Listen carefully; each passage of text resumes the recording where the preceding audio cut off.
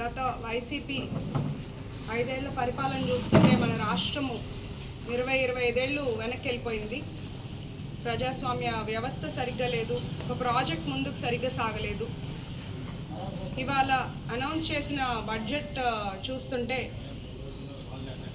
AP రాష్ట్రాన్ని ఒక ప్రత్యేకమైన దృష్టి పెట్టి మనం గత 5 సంవత్సరాల్లో పడిన సమస్యలకు, కష్టాలకు ఒక సమాధానం చెప్పేలాగా ఉంది.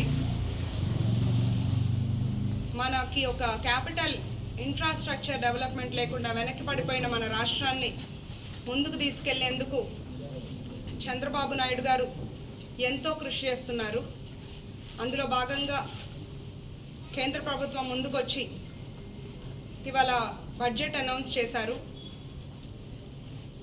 ఆ బడ్జెట్ విషయానికి వస్తే మన రాష్ట్రానికి అడ్రస్ కల్పించే రాజధాని అమరావతికి 15,000 కోట్ల స్పెషల్ ప్యాకేజ్ కల్పించడం జరిగింది. ఇది ఫస్ట్ ఫైనాన్షియల్ ఇయర్ మాత్రమే. రాబోయే సంవత్సరాల్లో అవసరాన్ని బట్టి అధిక నిధులు కేటాయిస్తామని చెప్పడం జరిగింది. మన ఆంధ్రప్రదేశ్ రాష్ట్రం మరియు మన రైతుల జీవనాడి పోలవరం ప్రాజెక్ట్ బాధ్యతను తీసుకుని పూర్తి చేస్తామని చెప్పడం జరిగింది. అలాగే దాంతోపాటు వెనుకబడిన జిల్లాలు ప్రకాశం, రాయలసీమ, ఉత్తరాంధ్ర వీటికి స్పెషల్ ప్యాకేజెస్ ఇవ్వబోతున్నారు. ఇంకా ఒరవకల్లు, కొప్పర్తి ఇండస్ట్రియల్ కారిడార్ డెవలప్మెంట్కి ప్రత్యేక సహకారం అందిస్తామని చెప్పారంటే urban rural roads, water, housing facilities ఇవన్నీ. అట్లాగే ఎకనామిక్ గ్రోత్కి క్యాపిటల్ ఇన్వెస్ట్మెంట్ అందిస్తామని కూడా చెప్పడం జరిగింది.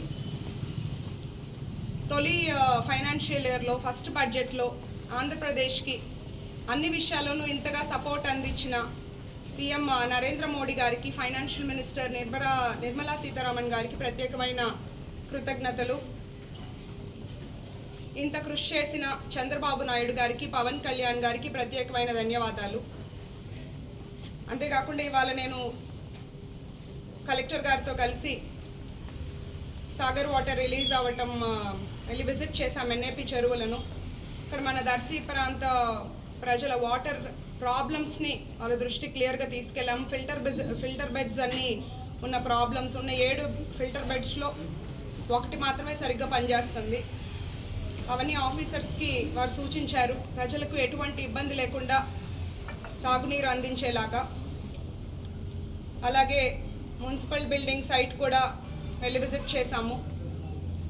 ఇంకా దొనకొండకి ఒక పారిశ్రామిక వాడగా తీర్చిదిద్దేందుకు గతంలో అడుగులు పడ్డాయి 2014లో. ఈ 2019 నుంచి 2024లో ఎటువంటి అభివృద్ధి లేకుండా నిలిచిపోయింది. మళ్ళీ ఇప్పుడు అక్కడ ఒక ఇండస్ట్రియల్ కారిడార్ ఏర్పాటైతే మన దర్శి ప్రాంతం, దర్శి నియోజకవర్గంలో ఎంతోమంది నిరుద్యోగ యువత ఉన్నారు. వాళ్ళకి ఎంప్లాయ్మెంట్, అట్లాగే వలసలు కూడా తగ్గుతాయి. మేము పాత ఎయిర్పోర్ట్ స్థలాన్ని వెళ్ళి వాళ్ళ కలెక్టర్ గారితో పరిశీలించడం జరిగింది. ఆర్డీఓ ఆఫీసర్ గారు కూడా వచ్చారు. కూటమి ప్రభుత్వం ఏర్పడిన వెంటనే ముఖ్యమంత్రి చంద్రబాబు నాయుడు గారు, డిప్యూటీ సీఎం పవన్ కళ్యాణ్ గారి సారథ్యంలో ఒక ప్రజా పాలన మనకి వచ్చింది. దర్శితో పాటు రాష్ట్రం అభివృద్ధి వైపు అడుగులు పడుతున్నాయి. నేను కూడా ఇచ్చిన మాట ప్రకారం దర్శిని అభివృద్ధి చేసే దిశగా నా వంతు కృషి చేస్తాను.